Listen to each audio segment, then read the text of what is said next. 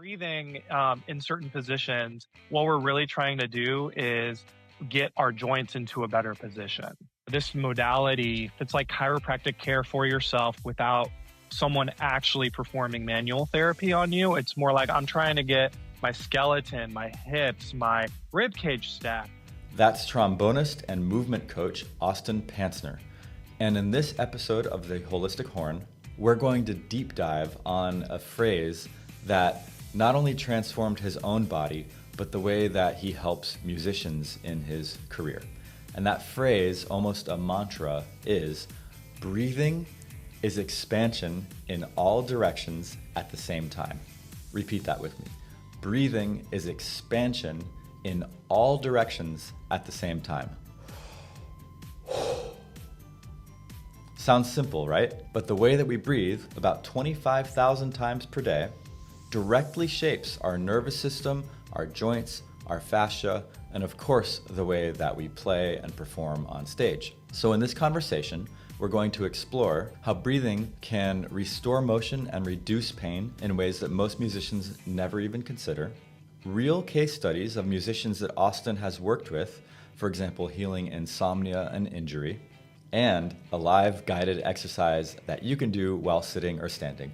So I highly recommend that you watch the video version of this podcast, which is available on Spotify or YouTube, and links will be in the show notes if you're on a platform with show notes.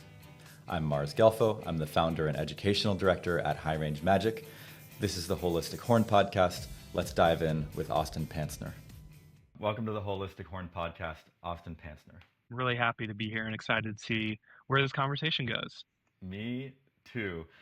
Just in our initial meeting, there's been some incredible bubbling. I want to start with something that you said as we were getting ready for this talk. You said, I was exposed to these concepts, sounds like ribcage ISA, in 2021, and it completely changed the way I think and approach human movement. Tell me about this moment. What happened in 2021? Yeah, so 2020, backtrack to COVID years, that's where I transitioned my personal training and my movement coaching and fitness training online. And I had a lot of different certifications from National Academy of Sports Medicine, precision nutrition, some functional movement stuff. And the certification rabbit hole continues. I love learning and being able to have like a toolbox to be able to help other people. So I was just kind of going along that path, and I was like, cool, I'm going to attend an in-person thing. And this guy I followed for a couple of years, and I actually just randomly was connected to him when I was teaching like a marching band camp. And one of the teachers was going through physical therapy, and he was like, hey, you should check out this name. And I was like, oh, okay, cool. Like, show me some of the exercises. And he like showed me, and I'm like, that's so weird. Like, why is that a thing? Like, why would that even work? And I couldn't wrap my head around it. So I started following him. This guy's Bill Hartman, and he is a physical therapist based out of Indianapolis. So I was accepted, and I was like, cool, and I applied a couple times and I didn't get in. So I was a little bummed, but he encouraged everybody to keep applying because only about 8 or 9 people go and about 60 people apply every time. So I went, and I was actually like in this intensive, in this purple room, as he calls it, for 3 days. And basically from 8 a.m. to 6 p.m. at night, we would talk about the body, talk about the human body, talk about movement, talk about interventions and breathing. And the list was, it was a laundry list of things, but the people that were there, like I was the only physical therapist / medical professional there. Like technically I'm an online coach and fitness trainer, health and wellness professional, however you want to frame it. But I was surrounded by physical therapists that were working in, professional sports like basketball and MLB. There were a couple NFL coaches there as well as a couple chiropractors and random kind of medical modality professionals interspersed in there. But I remember one particular moment. One of the things that I wanted to do was talk about the breath and relate it to brass pedagogy. We didn't get to the brass pedagogy part. Well, we got to the breathing part. And so he started talking about it, and I started kind of picking his brain. He's like, Austin. I can answer all your questions if you just like think about this phrase. Breathing is expansion in all directions at the same time in the abdomen and in the rib cage. And he called it the thorax, the abdomen and the thorax. And I was like, Okay, I'll let that sit. 3 days go by, 3 months go by, 6 months go by, a year go by, and I'm still like challenging that concept. And actually, even today, like with um, the level of knowledge I have now, like that definition still holds up. Expansion in all directions at the same time in the rib cage and the abdomen. And that one simple phrase was probably like that big pivot point that I was talking about. Because when we talk about movement, both from a prevention standpoint, or let's say it's a recovery standpoint, and you're like, oh, I woke up and like, I'm doing the Superman kind of turn and I can't move my neck. Um, we would talk about that restoring relative motion or restoring motion of the cervical spine or the skull or the rib cage as well, because there's some connection there. Breathing is at the heart of what we do. And that's what really fascinated me about this modality is that everything we do is a breathing strategy. If we think about kind of our bodies adapting all the time, you're sitting in your chair, I'm sitting in my chair, the temperatures around us, the humidity, there could be some internal stress there playing a role as well. But our body is always adapting. And if we think about how many breaths we take a day, anywhere from 20 to 25,000, some authors say, like James Nestor of The Breath, that has implications. And depending on the quality of our breath, that also is going to inform how much movement we have, how effective we are at reducing tension in a moment of stress or in a moment of not stress, but also how we approach our instruments. Breathing when we're playing and breathing away from playing as two probably very different kinds of environments and contexts where we might be wanting different things. And Yeah. what I'm hearing you say is that because we breathe so much, that it is something that our body adapts to how we breathe in terms of both the nervous system, the fascia, heartbeat. What Yes. else? What else is Yes. adapting to our breathing? Yeah, well, if we think about like a performance situation where you're sitting down, it's high stress, we have that position. Okay, so that's number one. We're sitting for prolonged periods of time, like if we're playing a movie soundtrack concert or a Mahler symphony, even. And then we have the load of holding a French horn or a trombone or a trumpet, whatever your instrument is. But also, if we think about breathing, like what surrounds our lungs, our rib cage. Where is our rib cage attached to? The spine. What attaches to the spine? We have the skull and we have the hips. And a lot of people don't think in terms of like breathing as movement, but if we're really tight and restricted or our breathing is feeling really tight and restricted, chances are we're also limited in motion in the hips and in the shoulders and the rib cage and the spine and the skull to some degree. So if we think about the fascia, let's think a step below and start thinking about the joint positions associated with the tightness and the tension or the pain that you might be experiencing in a certain position. And are you saying that breathing is a way that we can create positive change for those joints and fascia and stuff like that? Yes, And yes, if so, how? exactly. Exactly. So the breathing in certain positions, what we're really trying to do is get our joints into a better position.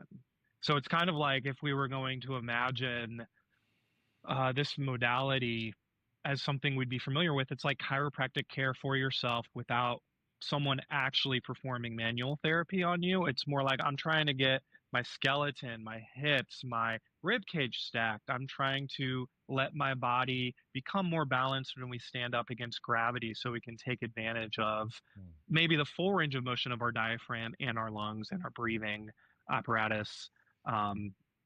That we're using with, pedagogically, whatever we're trying to do on the instrument. I know that's going to differ for a lot of people. So zooming out for a second, what changed? I mean, so pre 2021, you were playing, teaching, training. Post 2021, you're doing much of the same. Where were you before this big realization that you had? Let's talk in terms of like models. So like when I'm working like both with trombone actually and pedagogy, if I'm like uh, giving a trombone lesson or if I'm working on human movement, I have a model in my head that allows me to inform my decision making if a problem's happening or I want to guide someone towards a concept or a milestone or whatever. And the model I was using at the time was very traditional in a sense that muscles will dictate joint positions. And actually, like if you look in the Arnold Jacobs literature, in the medical literature where he was studying at the time in the early 1900s, like a lot of people talk about this, like the weak versus strong muscles. So if I'm like have this like, super compressed posture, a lot of people say, oh, like your lats are really or your core is really strong and your lats are really weak, or your quads are really strong and your hamstrings are really weak. But really, it's the joint position that's dictating the function of the muscle. So that pivot point was me evolving my model into a way that's more comprehensive what's actually happening, even though recognizing that it's progressive and it is based on a lot of theory as well. So what sort of results have you seen as from adopting this? Yeah, so it wasn't that I wasn't seeing bad results when this pivot happened. I was actually seeing like really good results. But there would be these occasional cases where I would work and I would do everything I possibly could, everything I knew, and I was stumped. I was like, what the heck is going on? Like, I don't understand. Like, this should work, but it doesn't. Why? This should work, but it doesn't. Why? And all of these whys, kind of like how you talk about bringing all of these different speakers to your audience to allow them to kind of pick and choose their own journey, which is awesome. I had no idea where to start. And that's kind of like where that moment hit in that intensive where I was like, this is why, like this is why. And I started testing that, and my most difficult cases that I've worked with have seen huge improvements in their ability to just live life. If we think about a spectrum, performing in an orchestra, full time, very demanding, maybe taking auditions on the side, teaching on the side, very busy schedule. But if we look on the other end, we're talking about the musician that have seen multiple medical professionals that are really struggling to show up in that full time job, that are really struggling to even just show up for themselves from a mental or physical health perspective. So the cool thing is, it's like I found that this concept is scalable and it applies in both contexts. And although like the individual is going to kind of dictate which exercises we do, how fast we go, what the breathing sequence is, what we're going to work on, the principles are still the same. And that's the cool thing. Yeah, could you give maybe to ground this an example, like a case study of someone came to you, they presented with XYZ, you chose to apply this model in this way, and then blah blah blah result happened. Yeah. Okay. Can I give two? Please.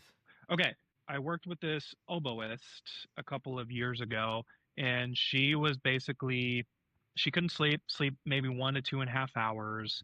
She had a lot of tension and pain in her body. She was really ramped up, and it got to the point where after visiting 20 to 30 medical professionals, I forget the exact number. I know it was high 20s.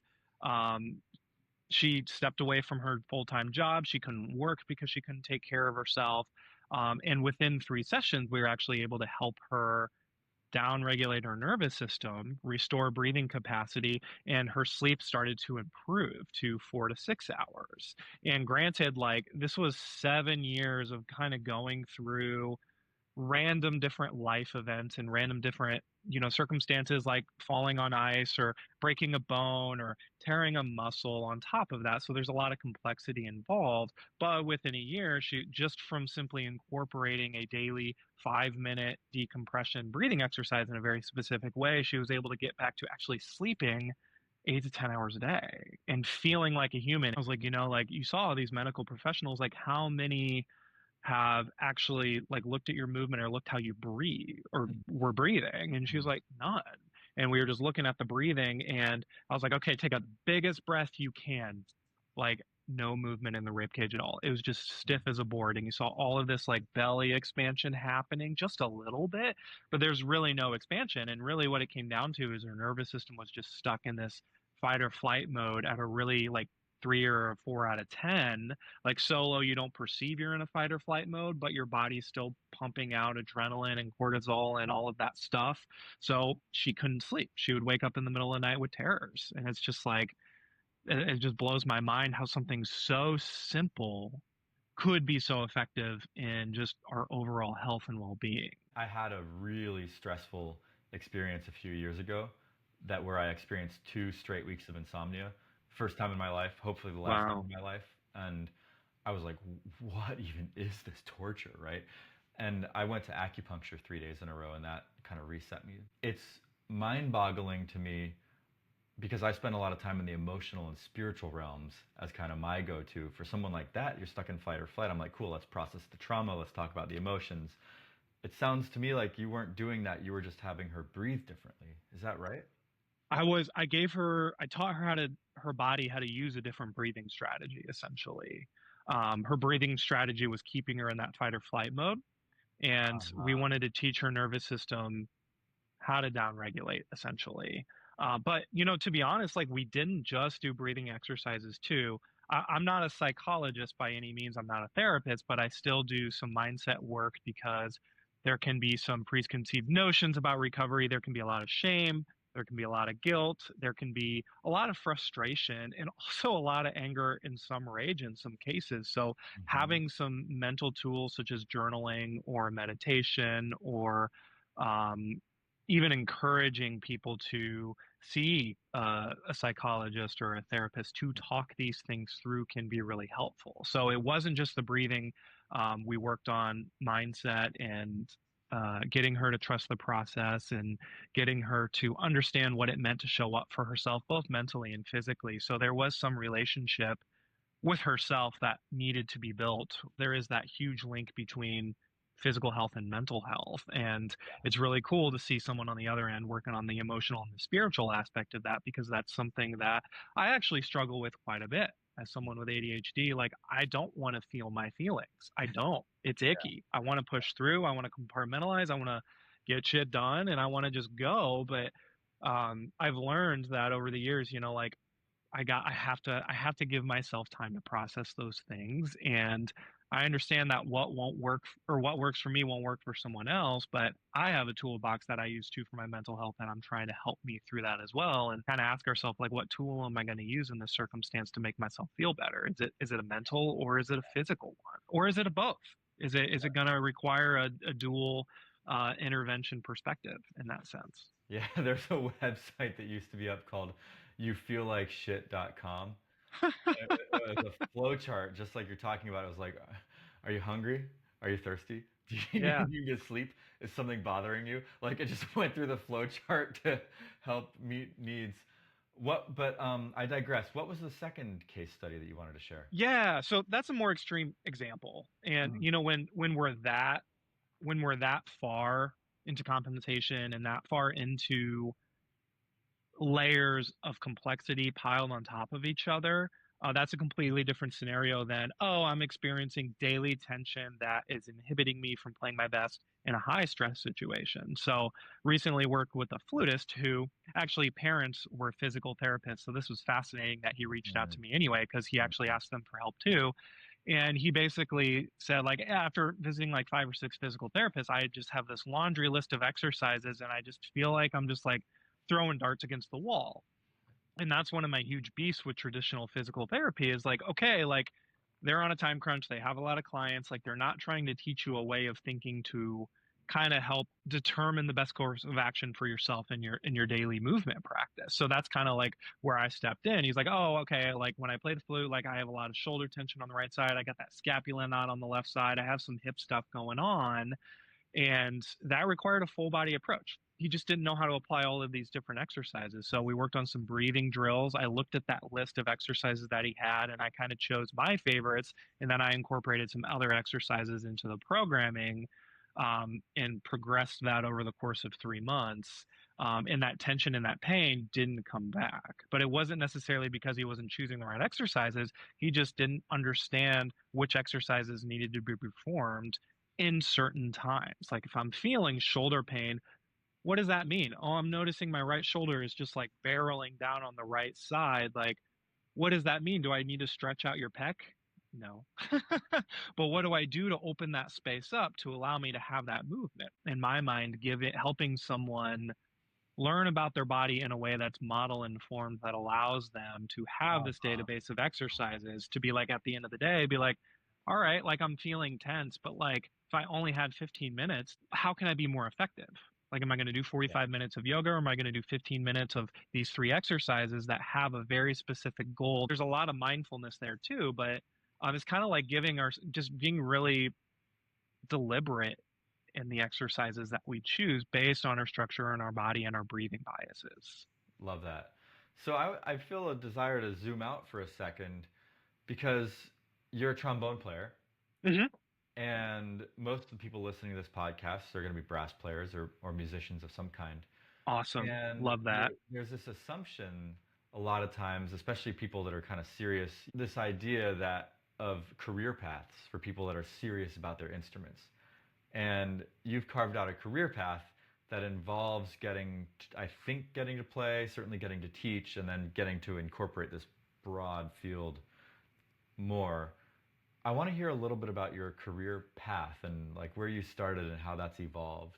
Well, I guess it starts like with my injury cycle. Like I got a pretty severe injury back in grad school, and it wasn't, one event that caused it. It was just years and years of misuse, years and years of fatigue and tension, years and years of um, partially like being a fraternity person and not taking care of myself, but also being very dedicated and practicing and performing and making that my lifestyle. And it And just caught up with me. where were you at grad school? You were there for trombone?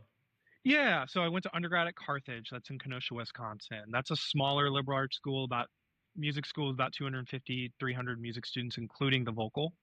And then I went to IU and I stayed there, master's degree, performance diploma, and coursework for my doctorate. I was like going through some stuff there, and this was before COVID. And honestly, I was looking for a way out, but I had a really, I'm grateful that I had a really nice scholarship to pursue my doctorate. So I kind of wanted to see that through.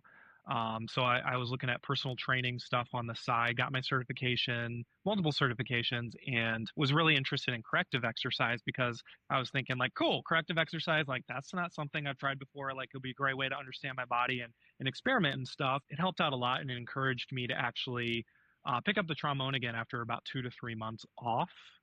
And that kind of just, I started training my friends and I started training people online and it just kind of took off.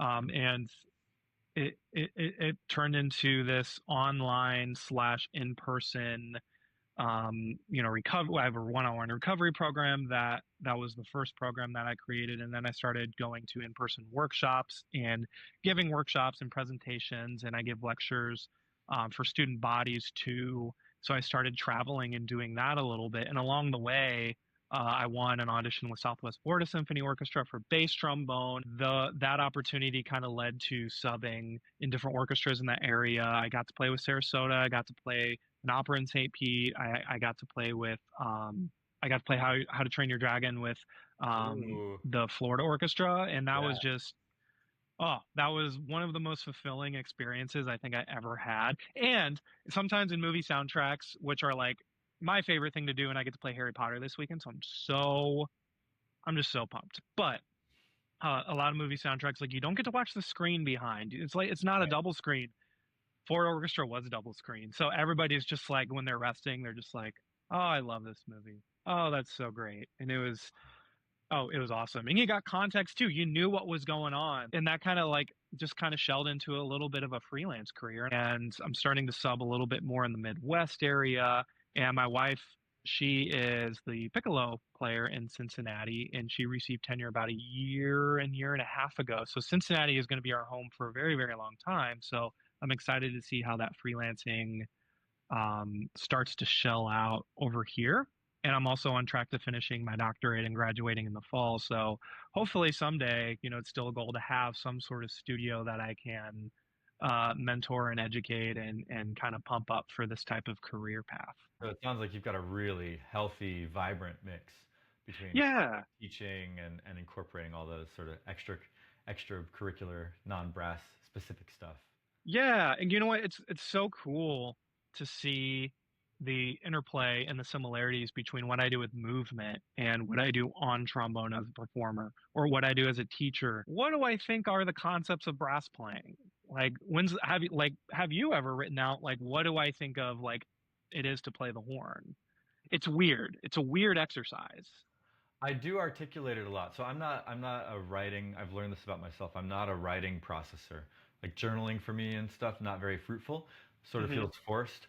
But you put me in front of somebody who asks me a question and it just bloop, it comes right out. I'm a verbal external processor. Yeah, I love that.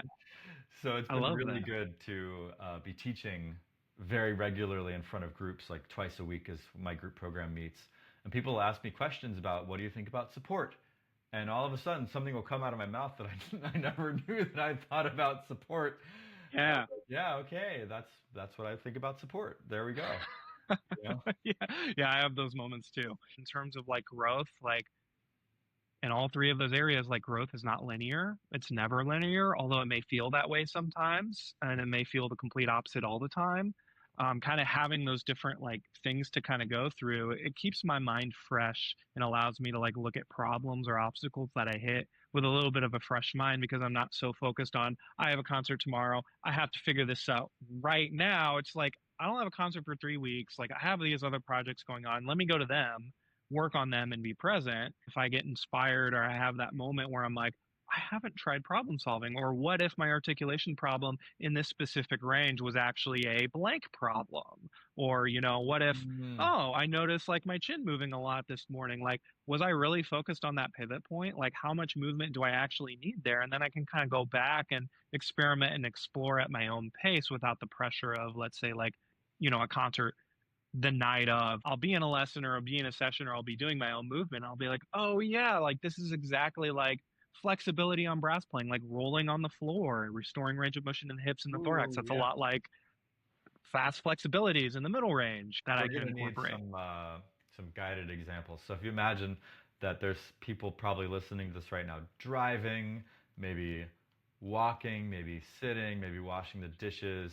So probably we can't do a lot of, movement that, like crazy movements. But if you guided us through an experiment or an experience with the breath and maybe the thorax, Yeah, what could we learn and experiment with right now in our breathing and our bodies? sure. Well, if you're driving, um, don't do this. Wait till you get home. Let's just kind of like use the chair as an example. Okay. We'll do some chair breathing. You want to sit in a way where you can find your sit bones. You want to sit in a way where your knees are over your feet and your feet are relatively pointed straight away to maybe like 15 degrees out. I wouldn't go wider than that. And we're going to start to open up the pelvis in that sense. Well, we want to make sure we feel grounded with our feet and grounded with our sit bone. So you can kind of lean to the right to feel that right sit bone. You can lean to the left to feel Ooh, that left sit bone. yeah. And just kind of notice what happens too if you lean forward. You'll notice your feet get a little heavier. You'll notice the pressure starts to go in front of the sit bones. If we lean back, we start to smush the sacrum and the pelvis starts to feel a little smushed. Um, and we start to feel some activation of the core, maybe a little bit of adductors inner thigh. Hmm. So just kind of like notice that, like as we lean forward, we start losing that ability to put pressure into those sit bones. Yeah. So as we just kind of go left and right and shift our weight, just kind of like find a balance. Find a balance over your pelvis. And when you feel you have that, what I love to do is I love to put my hands around my obliques, my side abs, and I'm going to put my thumb like on the meaty part of my lower back. And then what I'm going to do is I'm just going to push the ground away at like a 1 out of 10. I just want to feel a little pressure with my feet and a little pressure with my Ooh, sit bones. wow, Just huge change. yeah, just like a little bit, not so much where I'm squeezing my butt and I feel my sacrum and my pelvis kind of doing that, but just enough where I just feel grounded. So from there, we're going to exhale through the mouth. And then at the bottom, we'll pause for a couple of seconds. And then we're going to breathe through the nose as quietly and softly as you can, working on expanding the thumbs first.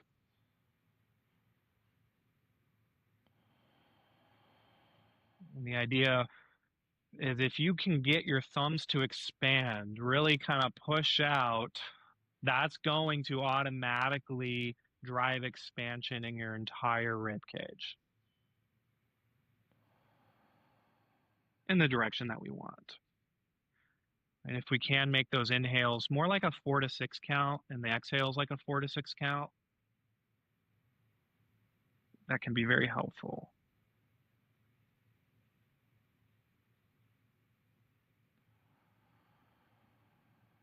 We'll just do 2 more cycles.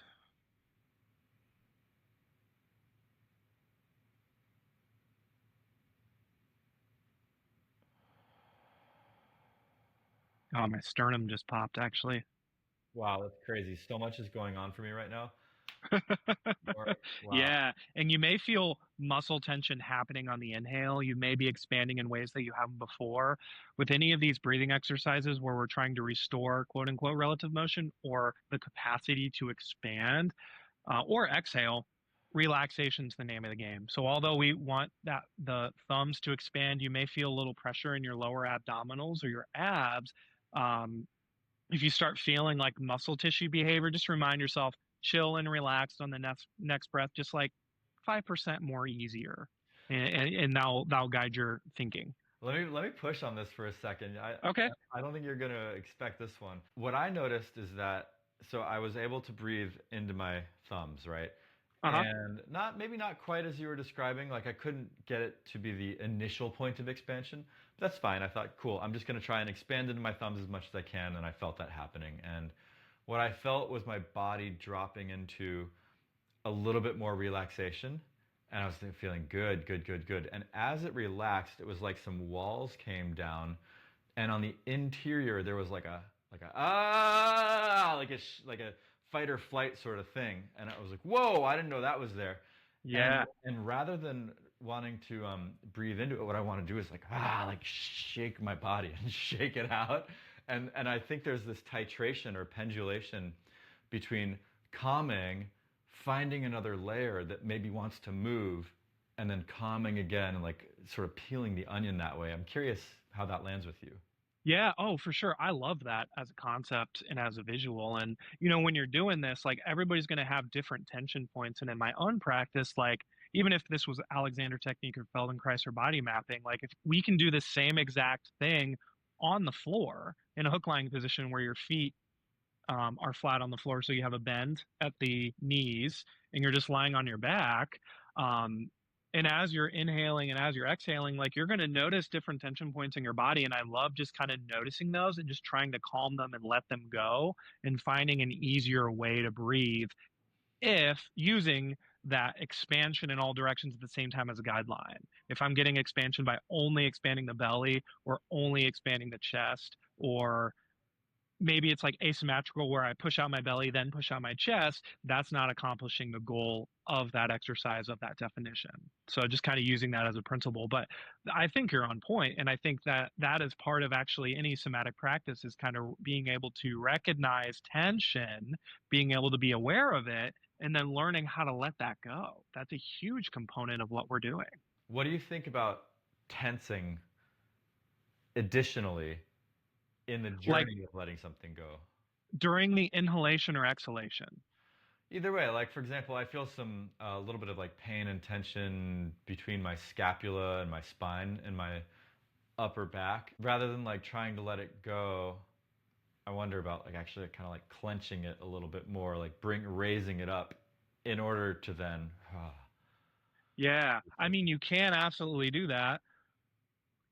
That kind of is like a PNF kind of contract and Yeah, release. exactly. Yeah, but when we're it just kind of depends what your goal is. If there's like a scapula thing happen, if that tension is happening because you don't have space in your rib cage to expand right there, I would actually uh focus on other breathing related exercises to expand that area first before squeezing and tensing it, because there's a reason why that muscle or that joint is feeling the way it is. It could be pressure. It could be the muscle is contracting to some degree. It could also be super lengthened and have like an overcoming strategy, which is like it feels like a contraction too. So it's like I don't want to necessarily use a contraction to deal with a contraction. I want to get the muscle tissue to just kind of like chill and relax. But there are circumstances where like if I'm doing this exercise and I'm like, I really can't get my hands here, like I can't get my pelvis and my lower ribs aren't stacked. I'm just flared out or I'm super compressed like this. Like I may have to do some work like some foam rolling or self myofascial release or some Uh-huh. manual therapy or massage therapy to help me access that position and calm that musculature down before I can go in that position. And it's making me wonder, is there anything that you generally feel brass players are not doing that mostly across the board, 90% like should be doing or would really benefit from doing more of?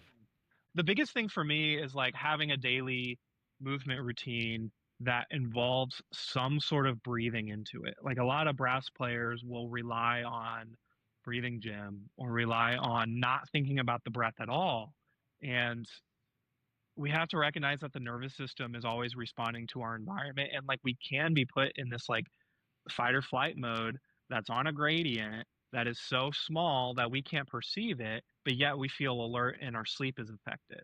Or we feel like we can't concentrate and focus because our body is always kind of turning those gears. So, if we have a movement modality that's breathing based, which Alexander technique, Feldenkrais, yoga, Pilates, those are all breathing based modalities. Pilates is a little more strength component to it, but it trains us to decompress the nervous system on a daily basis. And this is what really helped me in terms of performance anxiety is when I started doing this, I started practicing my ability to downregulate every day. And at first it took me like I was so stressed, man. It took me like 55 minutes the first time to like feel relaxed. Literally 55-minute body scan, and then it was 50, and then it was 40, and then it was 30, and then eventually it evolved kind of into these breathing exercises, and I can get there pretty quick now.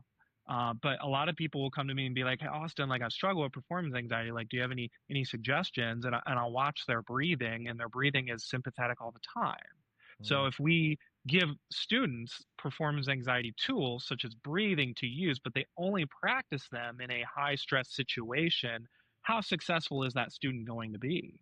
That's a good point. And it also really highlights that no amount of, say, psychological work is going to be able to overcome a jacked breathing that like puts you in sympathetic nervous system. Yeah, Yeah. right. And Yeah. that's not to say the psychological component isn't important. It It absolutely can is, help. but And also, yeah. yeah, it's kind of like that breath is still going to kind of be that first line of defense when you get nervous. Like that's literally what shifts everything in your body to start producing cortisol and adrenaline and protect you from whatever, you know, threat that is. And I've often wondered because with brass playing, we're taking oftentimes big breaths.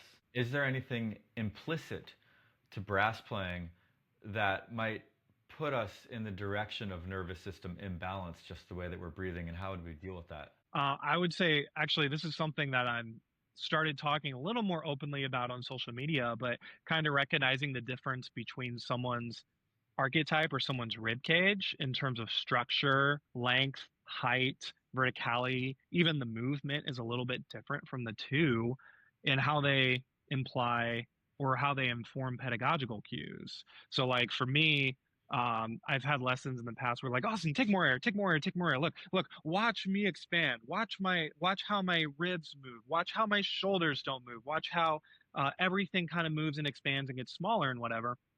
And yeah, the sound right away is like completely different. I can support quote unquote the instrument. And it seems like it's in the right direction. But I was just actually given a breathing strategy that doesn't work as an narrow ISA, but works for wide ISA. And although my sound may be beneficial short term, long term there were consequences that would build up consistently after about 2 weeks. I would just notice an extreme ramp up of tension, extreme ramp up of muscular efforts. Well, sorry for the interruption, but if you are a horn player and you struggle with high range, confidence, accuracy, consistency, or endurance, this is of interest to you. I am still running my program High Range Magic that has offered profound transformation to folks that want to unlock the high range and all of its benefits. There is a masterclass linked below that you can watch for free, 100% free, 3 Secrets of High Playing. After you watch the masterclass, you'll have an option to book a no-cost one-on-one consult with me if you're interested in finding out more about the program. That's all for now. Back to the episode. Let's talk about the ISA for a second because I don't think folks are familiar with that. Sure. So this is the concept that I got from Bill Hartman.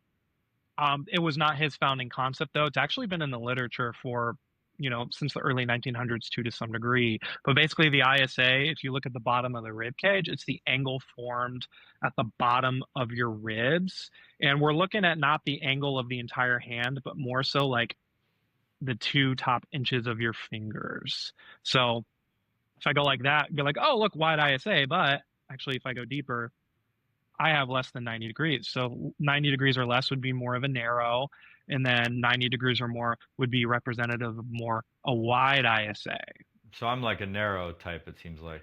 Yes. I'm If pushing that's, it right now. yeah. And you can look in the mirror later, like before Yeah. you take a shower or whatever, to kind of like confirm. But if you just kind of like put your hands on your ribs, you're either going to have like a swinging out to the side type of motion, or you're going to have this like No, yeah. yeah, the up and the out and up type. It's like an elevator versus a garage door is a really good concept that Zach Couples talks about a lot. And that kind of helps with like thinking about the movement and the behavior if you're curious about which one you are. And ideally, like if you kind of feel your ISA, regardless of ISA, like when you inhale, it should open up. You want to feel that lateral open. Yes. Yeah. And when you exhale too, you want the ISA to close. And the thing is, the thing that with both the archetypes is the narrow, we have a smaller angle. So it's basically closing down all the time. So we want to work on expansion. For wide ISAs, it's open all the time. So we want to work on actually teaching them to close that ISA over time. What does ISA stand for? Infrasternal angle. Okay. Yeah. So like perfect example, brass pedagogical cue. I was working with a horn player who was told to feel the support from their abs, feel the support from their pelvis, feel the support from their feet, which I'm not going to argue with. I like feeling it in the feet too. That's a whole body support.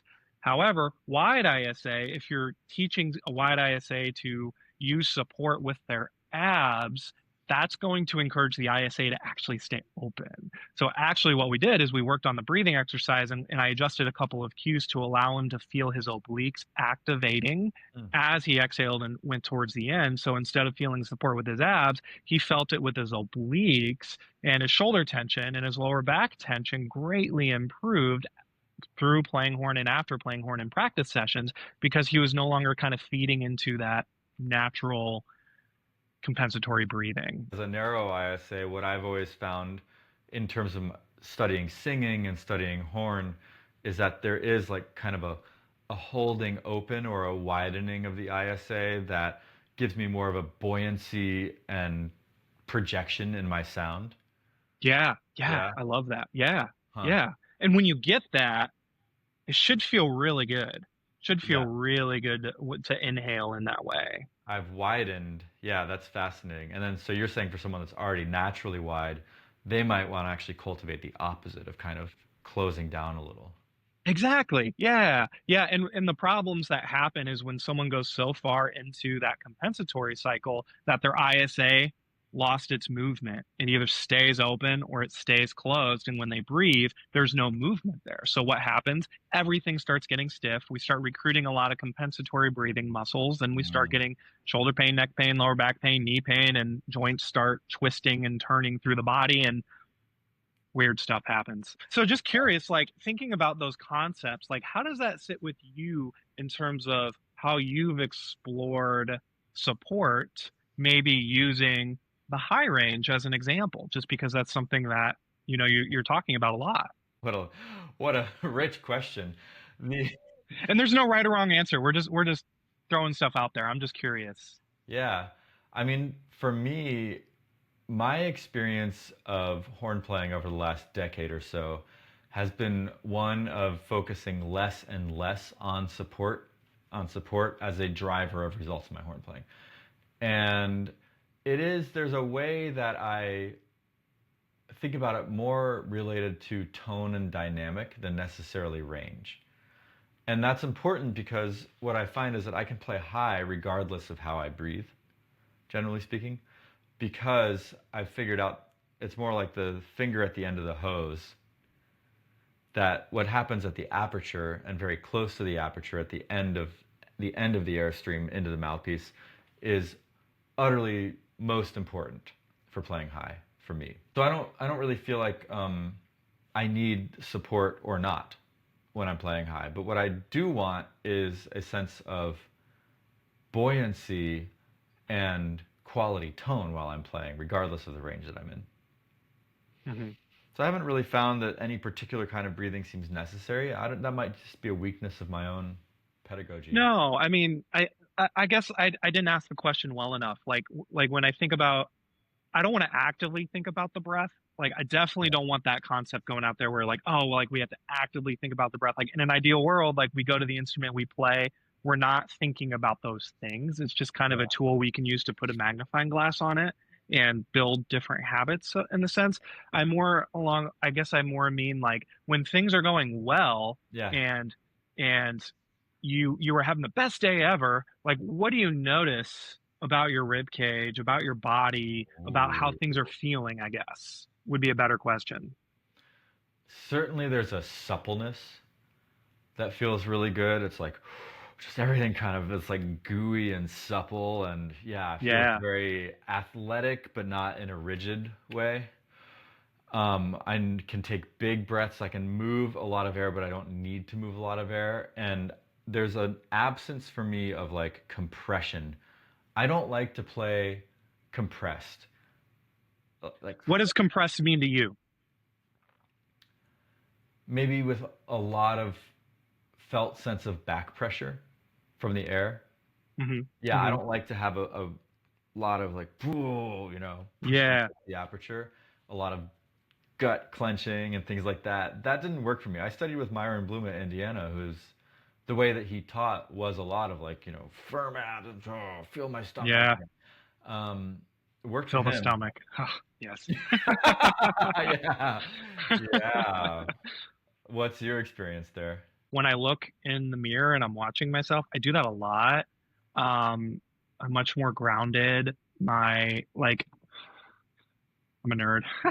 But if like Yeah. my posture was a lead pipe, like everything's just kind of balanced over that and my trombone's just coming to me. And then when I breathe, like everything's expansive but not rigid. The other day, I drove from Detroit 4 hours and then I drove from Holland 6 hours home. And then there was another driving day for like 2 hours. So it was like 12, 13 hours in the car Woo. over the course of 2 days. And then since I had this Harry Potter thing coming up, I had to play. So I kind of like decompressed and stuff. But even so, like looking in the mirror, like I could just tell like the motion wasn't fluid. There were some bumps.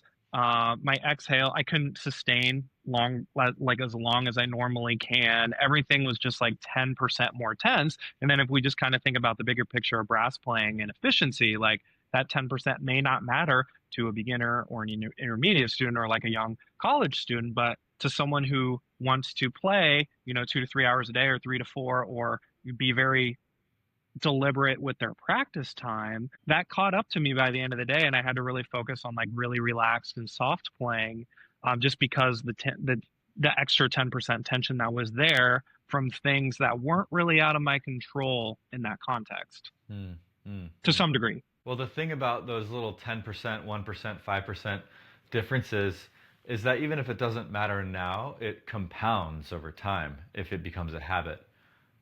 And then it becomes 1,000x different over a few years. Versus Yeah, the alternative path. right, right. And it's like and even like walking, I was like, oh my God, walking feels so good right now.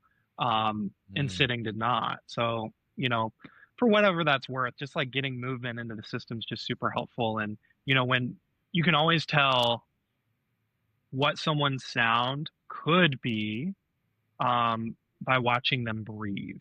So if you watch someone from like the beginning of a recital all the way to the end and things start to not go well, ask yourself like, what's happening with the breath? Like, what do I notice? Like, chances are it's probably getting a little short, a little shallow, a little more abrupt. The motion is decreasing, and it's not as supple as like, let's say you were demonstrating. Now, is deep breathing for an hour or two straight actually even healthy though? Actually wouldn't call it deep breathing. When you're just experimenting with like this exercise, we're actually working on our tidal breathing. So we're actually not inhaling all the way to the top. We're thinking like 80%. And we're not exhaling all the way. We're exhaling to the bottom of our tidal volume, which means right before the point where you like start feeling core muscle activation happening. So, but I can still go, Right. and I feel everything kind of bellowing and getting smaller to help with that exhalation. Mm-hmm. So I wouldn't necessarily say like it's deep breathing in that sense. Deep breathing would be a different goal. And what type of deep breathing is different? Are you working on your long, super slow exhales and a pause? Are you working on an inhale and pause? Or are you working on more of like a Wim Hof breath work, ramping up the nervous system so much that you're actually working on that higher end type of active breathing? What do you think about that stuff, Wim Hof and active breath work? I love it. I think it has a place for sure. For me, I'm always like thinking about tension reduction, increasing movement options, and movement efficiency. So, like, I wouldn't use Wim Hof if I'm really tense, I'm in pain, and I'm just super stiff and I can't move well. But if I'm, like, oh, I got a performance coming up and, like I have a lot of movement available, like I'm doing cardio, like, yeah, I'm going to work on that upper end breath work maybe a couple of times a month to kind of ramp up my nervous system, but also practice ramping it down. I've done breath work where I've literally for 30 to 45 minutes, roughly about 6 or 7 songs. You're working on just like ramping up your nervous system, hitting your limit, then down regulating and working on just like slow exhales and like nothing in the tank just to kind of like build it up and break it down. But other people want to build endurance of ramping up that nervous system for prolonged periods of time, maybe like a marathon runner or someone who has to put out like a lot of endurance and a lot of stress at the same time. So any type of endurance athlete, as opposed to like, I want to work on my ability to downregulate in a high stress situation. So I'm going to build it up to the highest possible degree in a song. And then the next song, I'm going to work on seeing how quickly I can get my heart rate from 180 down to 100 beats a minute. And over time, that gets better. The range gets bigger, and your ability to kind of in those high stress situations, like calm yourself, work because you practice that skill outside of that situation. Okay, other question. What do you think about some of the breathing gym stuff? Because that's a topic in particular. That breath is interesting to me. Yeah, right. The fighting against resistance always felt a little funny and interesting to me. Yeah. What are your thoughts on all that stuff? Yeah, I have a love-hate relationship. I did breathing gym in my master's degree religiously, like 4 to 5 times a week, pretty much like the 2 years there. And that was before I kind of like went down this rabbit hole, because I studied with D Stewart and he had the pinwheel, and that's like a form of active breathing. But this kind of brings up that can of worms, Mars. It's like, and I posted this on Instagram the other day and I got some really interesting responses. But like when we play a brass instrument, like what type of breathing are we using? Like, are we using a conversational or are we using a active Right. breath, The whole or are we using blowing, both? blowing You is know? yeah. Yeah. So it's like, and yeah, that idea of like blowing versus releasing, And so it kind of goes down to that question, the can of worms. What came first? The blow or the release? Coming from a singing place, I struggled with singing for a long time and studied classical singing a little bit when I was trying to as a way to work on my horn playing. And what I found was that this idea of forcing air through the vocal cords, of course, becomes obviously untenable when you're trying to sing beautifully. And it really is. There's something called speech level singing. That's a very popular modality that's used in Los Angeles to teach people how to make more pop sounds. You start just by talking, and so you're not really trying to do anything else until you notice that there's pitch in your voice. There's pitch in your voice. There's pitch in your voice. There's pitch in your voice. There's pitch in your voice. And I'm not changing anything about my air usage while I do. And then you eventually learn how to make small adjustments so that it becomes more beautiful, more projective, more resonant, more, all the things. That heavily influenced my relationship with brass playing because I grew up, it was just take a big breath, blow as hard as you can, do the breathing gym in high school band, do marching band, you're trying to play as loud as you can. It's always a competition. Yes. Yes. And then I did drum corps, and I don't think I was very sensitive in those years. Right. Yeah. Even playing soft, I was thinking, Yeah. Right. like a lot of force, and now when I have my horn, I almost never try to like compress when I play it. Maybe I'm out of balance in that, but I very much more like to, and when I start playing for the day, I'm not I'm not going to play like this.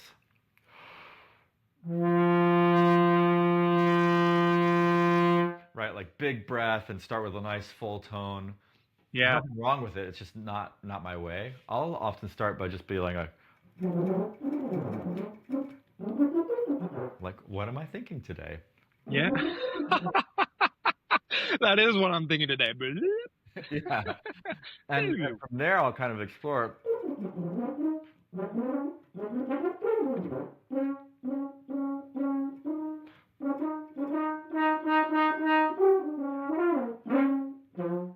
And kind of babble a little bit. And so I move. What I like to do is go from my innocence at the instrument and no sort of like force or trying or shoulds or expectations or like big, egoic stuff. I start small. I start like a baby, and then I start to play little melodies, and then I start maybe to get more and more sophisticated. If I want a symphonic sound, I can go in that direction, but it's not Right. necessarily where I start with the horn. Yeah. And even just like creating the boundary and making the conscious decision that a symphony sound is a sound separate from a gradient of other sounds that you're Yeah. capable of making. And that was like, I don't know why, that took me forever to understand.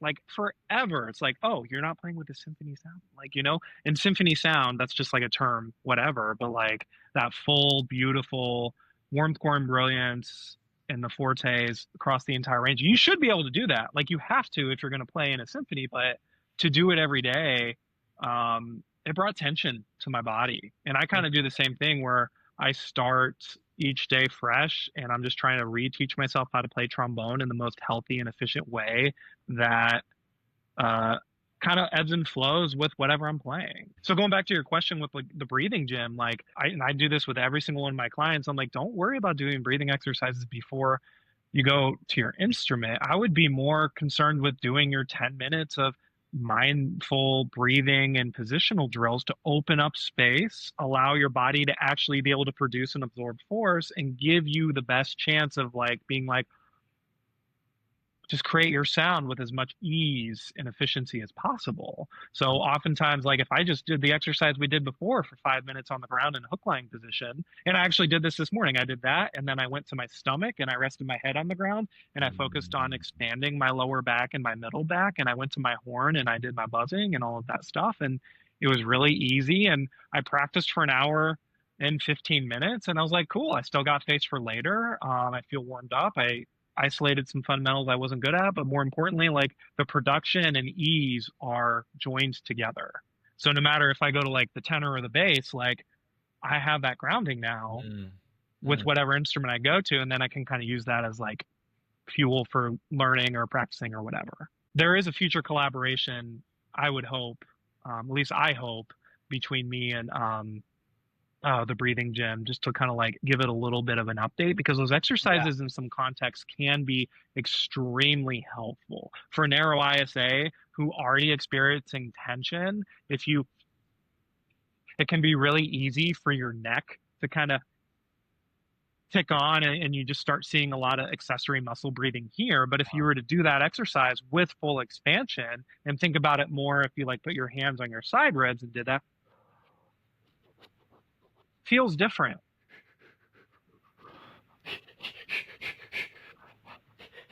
Wow. Yeah. Very different. Very. So it's like using it to inform the movement of the diaphragm as opposed to accessory breathing movement of the larynx or the glottis or the neck musculature is the difference between that exercise being beneficial and not, in my opinion, just in terms of like overall motion. But I think stepping away from breathing exercises that kind of steer us in the direction of tension or steer us in the direction of muscles we don't necessarily want associated with breathing when we go to the brass instrument, it's something that I strayed away from and encourage my students to start thinking about like, what is that exercise actually doing? And I won't be like, hey, like, don't do this. I'll express my reservations, and I'll be like, okay, so let's start thinking about like why that exercise might not be beneficial for your particular archetype in your situation. And then when they figure that out, be like, okay, cool. So like, let's say you have a student, like, what kind of situation would this be beneficial for with a student? So we can start just applying a little bit of theoretical knowledge to practical teaching knowledge. Because as soon as you start teaching people these things, learning just goes through the roof, and your ability to express those ideas become a lot easier, and they become more ingrained. And that's another can of worms for another time in terms of like pedagogy and experimentation exploration. But I've got a can of worms for you when you're done with your thought, by the way. yeah, sure. I'm done with my thought, but that's how I feel about it. I do want to, it's on my list of things to do, is to go through the breathing gym and kind of adapt it with my modality in mind and just kind of bridge that gap. And I actually want to do that with like body mapping and Alexander technique, a little Feldenkrais, some Pilates, and yoga too. Final can of worms, by the way, but it's a big one. Okay. You said that many overuse injuries in the music field, like tendonitis, carpal tunnel, thoracic outlet, all stem from breathing issues that can be corrected without surgery. And I also want to add in a curiosity around, what's commonly called focal dystonia, and whether you consider that to be an overuse injury as well, and also whether that relates with breathing. Have you had any clients or done any work on that? Yeah. I have worked with brass players that have had degrees of focal dystonia. I've worked with them in isolation. I've worked with them with a group of different medical professionals, and we kind of worked together as a team to make sure like their programming was holistic, and we were all kind of in collaboration there with their health in mind. And I love working. That's the most fulfilling work, I think, is working with a team like that. Mm-hmm. Focal dystonia, like, full disclosure, like, I'm not a medical professional. I'm not diagnosing focal dystonia. I'm not trying to make focal dystonia something it's not. I definitely think another can of worms is focal dystonia is definitely like a word a lot of people will just throw out there when they don't understand physiologically what's happening with the body or a student, or kind of like my situation. Like, oh, I've tried, Mars came to me with shoulder pain and I did everything I could and he still has shoulder pain. I don't know what the heck is happening. You have focal dystonia. No, you just don't have context.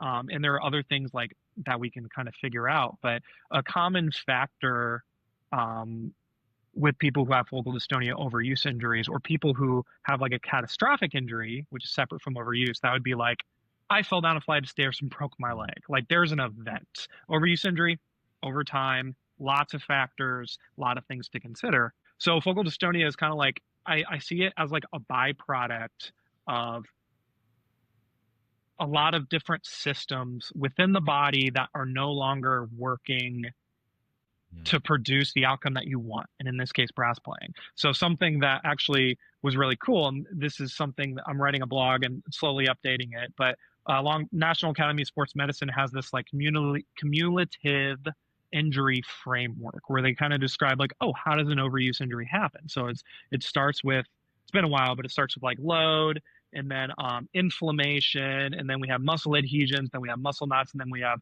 neurological adaptations, and then we have postural adaptations. But what I've learned over the years is the postural adaptations and the neurological adaptations and the inflammation and the knots and all of the stuff that's happening in the body is all happening at once, all happening at the same time, just in different degrees. So if we're having overuse injury, for example, let's say French hornist, they had a crazy performance schedule, their lips swell up. Okay, cool. Let's use Nutcracker as an example. First week of Nutcracker out of 3 weeks. Okay, lips are starting to swell. Not feeling so great. Like, they're feeling a little beef jerky. Like, response is starting to go high range, and the range is starting to suffer. Dynamic extreme starting to suffer too. Inflammation and tissue trauma. Space in the mouthpiece is starting to become limited. And then because we don't have that ability to rest, we have to go into more nutcrackers. You still have to play. And this is kind of like where that idea of sing and blow from Arnold Jacobs, this is kind of where I think it gets misconstrued or misinterpreted. We need that recovery there, but if it's not and it's constantly interrupted, we're just going to constantly be in that inflamed state. Yeah. And we're going to be teaching ourselves essentially how to play with a different mouthpiece. The dynamics have now shifted from the lips to the mouthpiece. We have less surface area. We have less volume in the mouthpiece. Do you think that's going to alter or could alter the compression or how we create sound in order to make that work? It's going to be a little bit different. And if you, depending on how long you've been in that situation, like you can train yourself to essentially play with bad habits in that sense. You're training yourself to play in fatigue. And playing in fatigue and playing when you're fresh are two different things that I had to learn really hard. That the lessons in my life, like that's something that took a long time for me to learn. Same thing, like if we're working out or exercising, one of the parallels that I didn't think about earlier, but kind of bridges that conversation where like, oh, first time after COVID, like I want to work up to a marathon. I'm going to start by running 5 miles, then 8 miles, then 10 miles. What if I only made it 2? Well, the next day I'm going to push myself and make it to 3, and then I'm going to push myself and make it to 4. Where's the recovery? Like there isn't any, you know? So it's like you're training yourself into overuse, and what's going to happen? You're going to start running with a limp just as a way to manage gravity and the forces that are involved with running. Same thing with brass playing too. We're going to start to compensate in different ways. Something that I've found with overuse and the people I've worked with some degree of focal dystonia is that there's some sort of breathing restriction going away. I've seen a lot of people use a ton of internal pressure, aka Valsalva maneuver, in order to make a sound. That idea of compression or exhaling or creating force to make that resonance happen. I've also seen a ton of people have heightened sensitivity with the lips where they didn't really have an injury, but they had this mapping within their tissue that would result in like maybe some like achiness or like some tingling or some soreness that wasn't like a huge deal, but maybe on like a grade, it'd be like a 2 out of 10 every day. But just enough to be like, hey, Mars, like I'm right here. Don't forget about me, but not enough to be like, ooh, I can't play. This is something that you've brought up a couple times in this conversation that really interests me is the 2 out of 10s and the 3 out of 10s of things that aren't necessarily healthy and how we may tolerate or ignore or bypass them. That's fascinating, and I just want to encourage everyone listening to think about that as well. Yeah. And something small side note, like even with trombone playing, like in fundamentals, when we think about balance, it's super helpful to think about scales too. You know, like if you're experiencing an overuse injury, if you're tired all the time, like look at the last month or maybe even the last week, depending on when it happened, or the last 2 weeks, and just kind of like take note of like what type of playing you've done. You know, like did you just play 3 weeks of Bruckner? If you I don't care who you are, if you played 3 weeks of Bruckner, you could be the most efficient player in the world. But if you don't balance that with some soft playing, or you don't balance the high playing with some low playing, or the fast with the softs, or the Bruckners with the Schumann, like you're going to you could just get off balance a little bit and start to just experiencing, you know, some stuff there. There's still so much research we don't know about focal dystonia, and there are a lot of other brass players like Brass Rehab that are doing fantastic things and researching into those types of things. But just kind of remember that those of you that are looking for a kind of that silver bullet for focal dystonia, like I would encourage you to think about any type of overuse injury or any type of recovery as multifactorial, where there's all of these different factors that are playing an effect. And depending on how long you've been, let's say, in an injury cycle or playing in a completely fatigued or chopped out or beef jerky type of like lips, like you are teaching yourself how to play in that state, which is a skill and very helpful. But also, like if you don't prioritize that recovery and you don't play fresh, like you're going to start to send certain signals to your brain that say, hey, this type of playing is okay. These sensations are okay. They're normal. It's totally fine. And that could have consequences, potential negative consequences in the future for that movement and the sensations and the feelings. There's a very profound metaphor here as well, as far as just what we tolerate and what we might tolerate and or adapt to in all of our lives. I mean, kind of, you're almost describing like Embouchure Stockholm syndrome. A little bit, yeah. And, you know, like going back to the National Academy of Sports Medicine, that overuse injury and the neurological adaptations, muscle pairing, muscle imbalances, neurological conditions can happen in those things too. And dystonia, focal dystonia is a neurological condition. So just kind of think as the body adapts and as our posture adapts and depending on how much load has happened, like that is something that has been theorized by other modalities, and it kind of fits into there really well. Just want to take a moment and let you describe the vision that you have for flourishing arts in the world. Because I think the more that we speak that and share it out there, the more likely it is to happen. I just got done watching the Avengers trilogy again, second or third time. And Mars asked me like, "Oh, I forget what the question was, but I just think it's so fascinating to think about like, what if we lived in that universe where instead of like sports and consumerism were at like the forefront of what we do? Like, what if like classical music and art, literally like painting and orchestra music, were as well funded as sports and was available on national television all the time, and we were excited, and there was a draft like coming out of college, like, ooh, who's going to get like the horn position of like this orchestra like this season, like we have these openings and these people are coming out of Curtis, coming out of Juilliard, coming out of IU, coming out of CCM, like, what's going to happen? And then there's like a 3-day event. It's like, okay, like let's play a concerto, let's play some excerpts and just kind of like see where that goes. But it's just so cool to like turn on TV and be like, cool, like what orchestra's playing today? What are they playing? Oh, it's the new principal trumpet player and they're playing Mahler 5. Ooh, let's see how he sounds in this orchestra. And then, there's some announcers and be like, all right, here comes the big solo, and just kind of like commentating, through the piece. I think that'd be so cool to see. The BBC Proms is a lot like that. Have you ever Yeah. watched any of their videos online? I've seen their performances, but I haven't watched their videos. If you go on YouTube and you just search BBC Proms performance, there's a huge like pre-show. You hear the orchestra warming up and the announcers going in. Today we have blah blah blah soloist playing, and it's going to be very interesting. It's just like Oh, I love that. Yeah. I love that. I Yeah. wish like, and even if it's not an actual thing, like please someone like make like a mockumentary or like some sort of like Saturday Night Live skit where this is a thing, because that'd be hilarious. I would just lose it.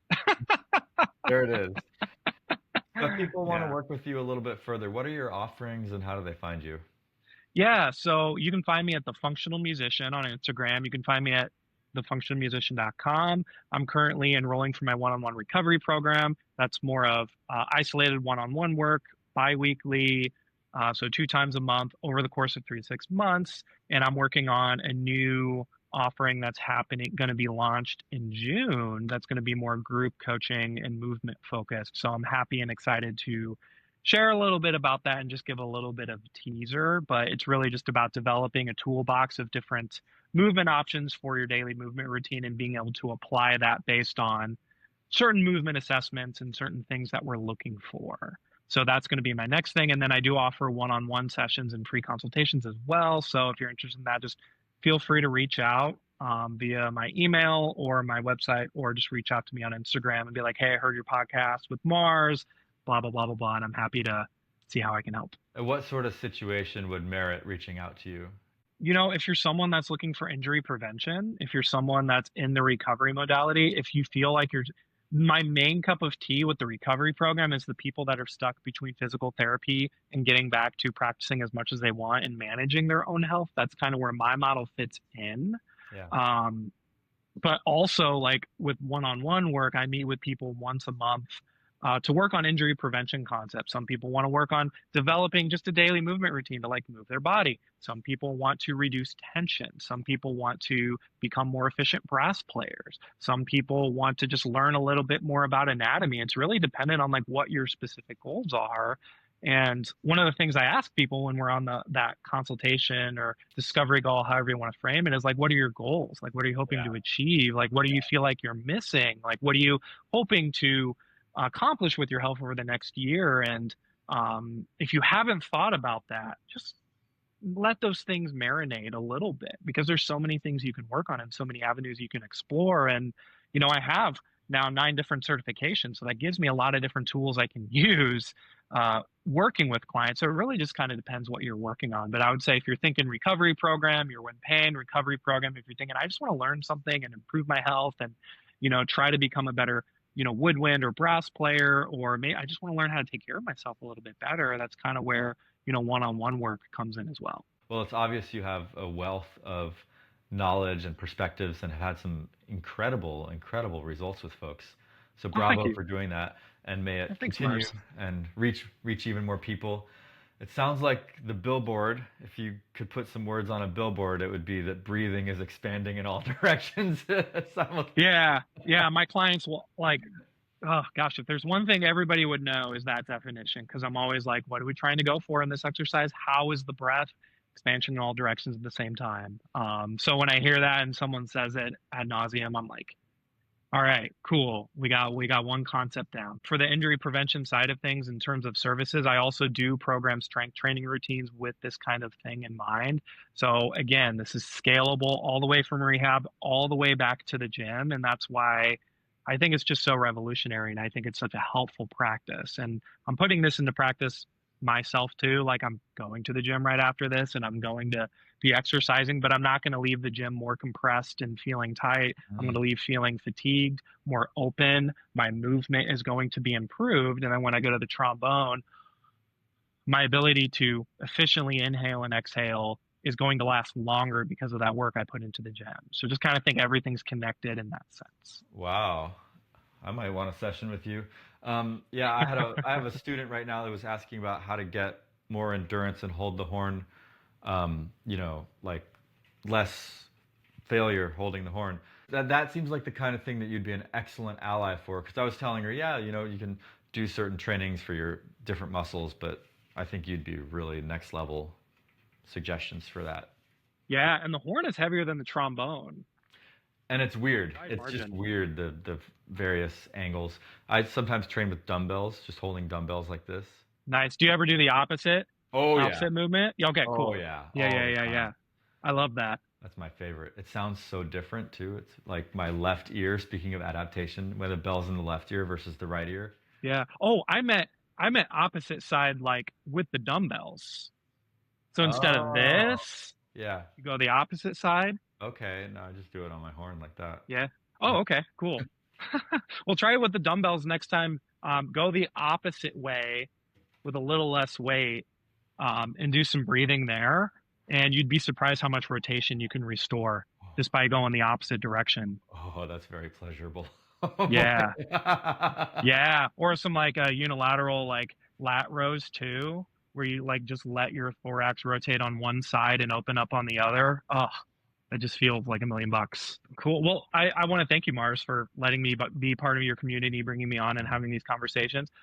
These are still concepts like I'm actively trying to learn about and master and wrap my head around. So if I said some things today where you're like, anybody's like, oh, I have no idea, like information overload, like, part of these conversations too, are you, so you can go back and listen and just process it. But if I don't explain something really well, like feel free to reach out for some clarification because the learning never stops. And I'm human, I make mistakes too, but hopefully some of these concepts can start to fuel some thought that can start to have some holistic benefits on different aspects of your life, whether it's pedagogy, performance, or just taking care of yourself.